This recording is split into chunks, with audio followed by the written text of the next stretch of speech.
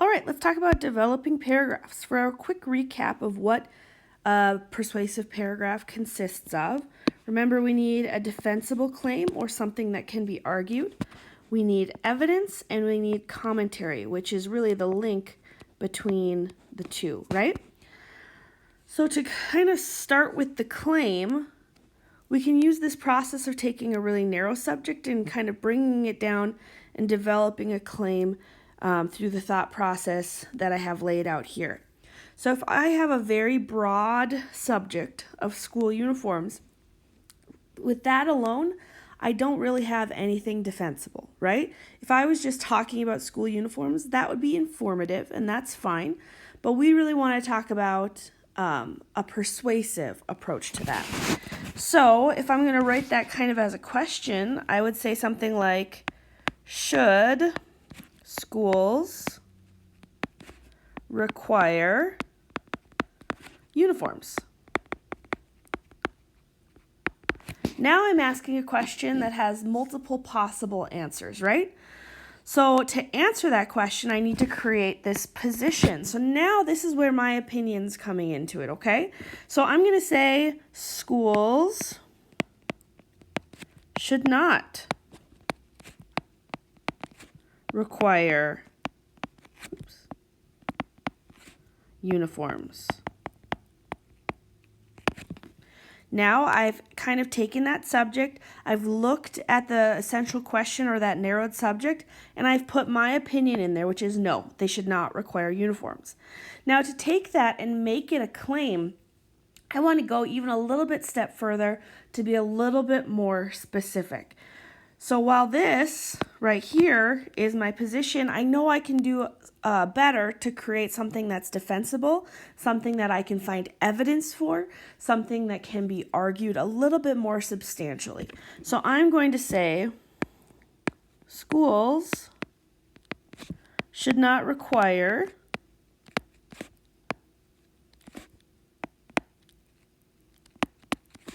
uniforms because they cost too much.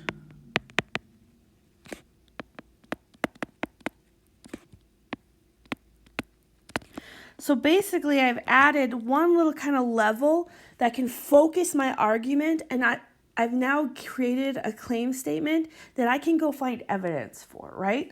So this is our claim,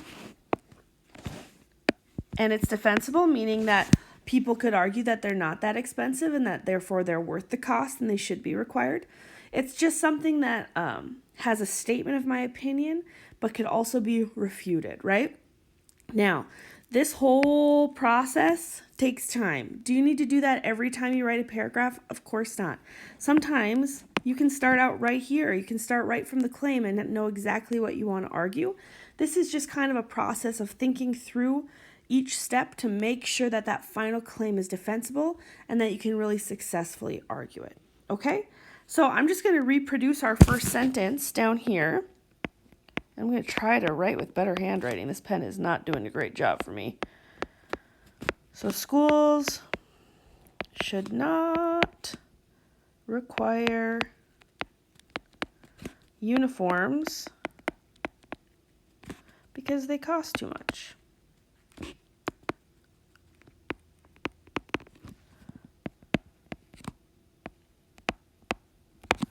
Perfect.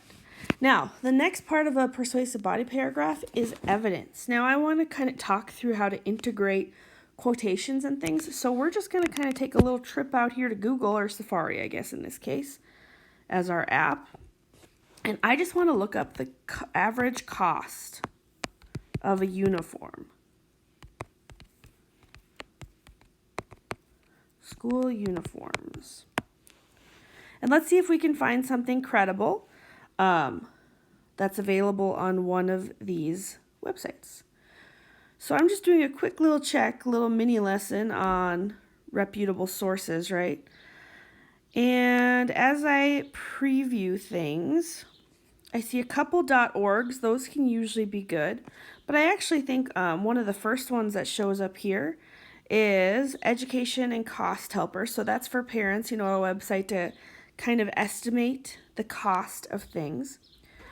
And what I see is a general uniform of standardized clothing can cost $25 to $200 per outfit, or about $100 to $600 for an entire wardrobe. That is crazy, even considering the lower end of that. So what I think I'm going to kind of latch on to with this source is that high end, that it can be $200 per uniform. And that to me seems like a lot of money. So this website is obviously kind of geared towards parents. I can tell because it's talking about cost helper. So parents are worried about costs, right? Who's going to pay for the uniform?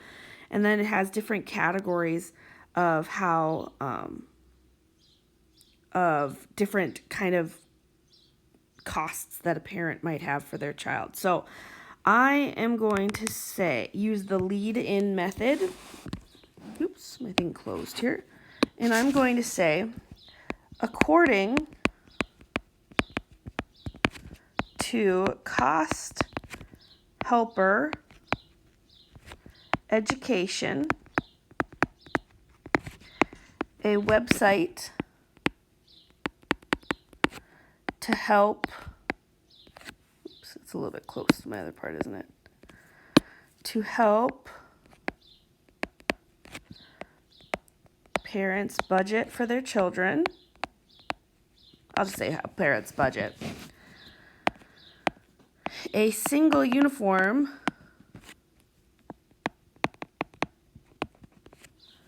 can cost up to $200. So this is essentially my evidence sentence. If we look at that, what method do you think I used to integrate my evidence? Remember, we have summary, we have paraphrase, and we have direct quotation. So you notice there's no quotation marks, so I haven't directly quoted. But what I've pulled from the source is this piece right here, right?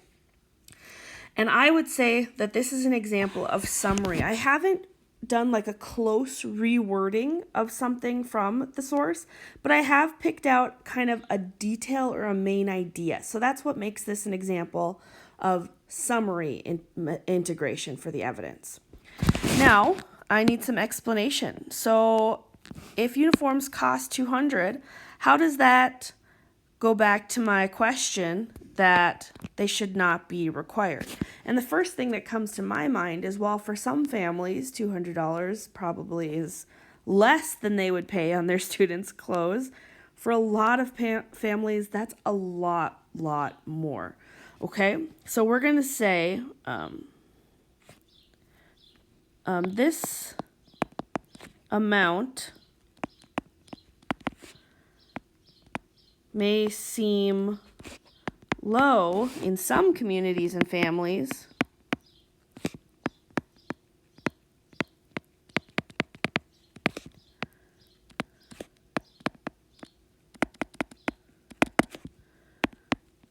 but for some, this cost is, I'm trying to think of the word, is, maybe I'll say this is infeasible. Infeasible just means it doesn't seem likely, right? So I have one sentence of commentary or explanation. This amount may seem low in some communities and families, but for some, this is infeasible. Now, a lot of times the instinct is to just stop there, because I've explained, but I still need to kind of go back to my original claim, right? Because we're saying that they cost too much. I haven't really said that yet. I have kind of implied that they cost too much, but I really want to finish my paragraph with a strong sentence that kind of sums up that argument, right? So this amount may seem low in some communities and families, but for some, this is infeasible. Therefore, the cost of uniforms make them a burden. This shows why schools should not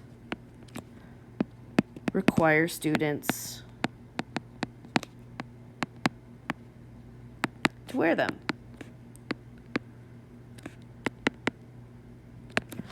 So this is a really bare bones paragraph. A really well developed paragraph might have multiple pieces of evidence in it.